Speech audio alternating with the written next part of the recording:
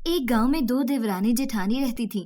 जेठानी का नाम काजल था और वो बड़ी जालिम, घमंडी और बदतमीज थी, जबकि देवरानी का नाम आरती था। वो बहुत अच्छे मिजाज की थी। आरती की जेठानी काजल पूरे घर पर राज करती थी, क्योंकि उसका पति बहुत अच्छा कमाता था, जबकि आरती के पति को अभी तक कोई नौकरी नहीं मिली थी। काजल अपनी देवरानी से सारे घर का कामकाज कराती थी और खुद आराम से बैठकर हुक्म चलाती थी। आरती जानती थी कि उसके पति को नौकरी नहीं मिल रही थी और ये घर काजल के पति के पैसों से चल रहा था, इसलिए वो बेचारी बिना कोई शिकायत किए सारे घर का काम कर देती थी। मगर फिर भी काजल उसकी बेइज्जती का कोई मौका हाथ से जाने न देती थी। आरती जो ही सारे घर का कामकाज खत्म करके खाना खाने बैठती, काजल इसके सर पर पहुंच जाती। क्यों रे महारानी, खाना खाने में इतनी देर लगा दी तूने? अभी कई काम करने हैं और वैसे भी ये खाना तेरे पति की कमाई से नहीं आता। थोड़ा कम खाया करो, क्योंकि मेरा पति बेचारा इस गर्म धूप में इतनी मेहनत करके पैसा लाता है और तुम और तुम्हारे बच्चे मुफ्त की रोटियां तोड़ते हो। अपनी जेठानी की बात सुनकर आरती को बहुत गुस्सा आता था, मगर वो ये सब बर्दाश्त करने पर मजबूर थी। वो काजल से कहने लगी, तुम कामों की चिंता मत किया करो, मैंने सारे काम कर दिए हैं। ये सुनकर काजल उससे कहने लगी, घर के काम कर लिए हैं तो जा जंगल वाले कुएं से पानी भर ला। अपनी जेठानी का नया हुक्म सुनकर आरती खाना छोड़कर पानी भरने चली गई। वो जानती थी कि काजल उसे आराम से नहीं बैठने देगी। आरती रोज सुबह घर के सारे काम खत्म कर लेती थी तो काजल उसे जंगल वाले कुएं से पानी भरने भेज देती, ताकि वो थोड़ी देर के लिए भी आराम न कर सके। उस दिन भी वो चौथा घड़ा भरकर जंगल से गुजर रही थी कि अचानक उसे झाड़ियों के पीछे से किसी के चीखने की आवाज सुनाई दी। वो अपना घड़ा नीचे जमीन पर रखकर झाड़ियों के पीछे गई तो उसने देखा कि वहां एक बूढ़ी औरत गिरी हुई थी और उसके पैर में एक कांटा चुभा हुआ था। ये देखकर आरती जल्दी से आगे बढ़ी और उसने बूढ़ी औरत के पैर से कांटा निकाल दिया।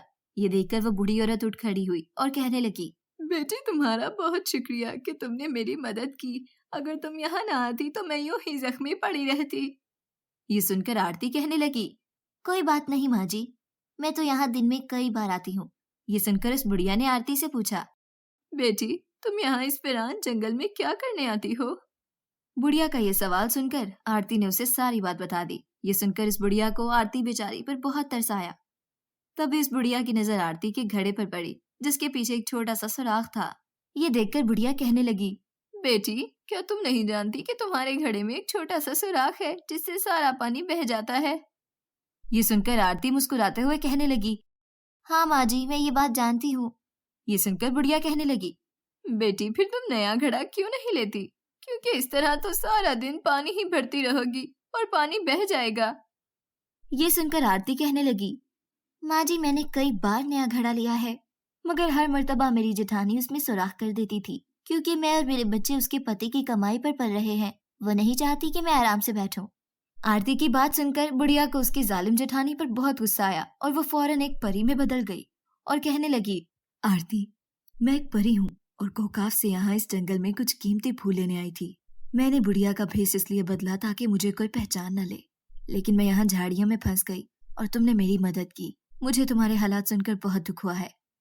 मैं चाहती हूँ कि मैं तुम्हारी मदद करूँ। ये सुनकर आरती बहुत खुश हो गई, क्योंकि वो खुद चाहती थी कि उसे कोई परी मिले और वो उसे अपनी ख्वाहिश बता सके। आरती ने परी से कहा, जल्दी से मेरे पति की नौकरी लगवा दो ताकि मुझे अपनी जालिम जेठानी से आजादी मिल जाए। ये सुनकर परी ने उसे जादुई फूल दिए और उसे कहा, इन्हें अपने घर ले जाओ, जब तक ये तुम्हारे पास रहेंगे तुम्हारी हर ख्वाहिश पूरी होगी। आरती ये सुनकर बहुत खुश हो गई और परी के दिए फूल लेकर घर आ गई। उन्हें अपने कमरे में रख दिया। शाम हुई तो उसका पति घर आया और उसने आरती को बताया कि उसे शहर में बहुत अच्छी नौकरी मिल गई थी और इसके साथ साथ उसे रहने के लिए घर भी मिल रहा था। ये सुनकर आरती खुशी से फूले न समाई। ये खुशखबरी अपनी जेठानी को भी सुना दी। ये सुनकर उसकी जेठानी का मुंह ही फीका पड़ गया और कहने लगी, तुम्हें बहुत बहुत मुबारक हो, मगर क्या ऐसा नहीं हो सकता कि तुम और तुम्हारे बच्चे यहाँ रह जाएं और तुम्हारा पति शहर चला जाए? क्योंकि मैं तो तुम्हारे होने से बहुत खुश थी। तुम इतनी दूर चली जाओगी तो मैं यहाँ अकेली रह जाऊंगी। अपनी जेठानी की बात सुनकर आरती को उसकी सारी मक्कारी समझ आ गई।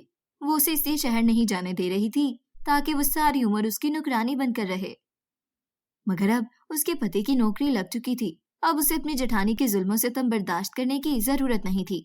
आरती जान गई थी कि उसकी जेठानी दूसरों को अपने फायदे के लिए इस्तेमाल करना जानती थी, इसलिए उसके साथ मजीद अच्छाई करना फजूल था। आरती अपने पति के साथ शहर चली गई और वहाँ महारानी की तरह ऐश करने लगी।